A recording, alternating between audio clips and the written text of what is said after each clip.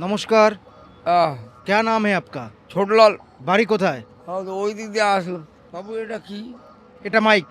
এইগুলো আপনি কতদিন রাস্তায় আছেন? কি বাঘ না বহুত বদমাস তো।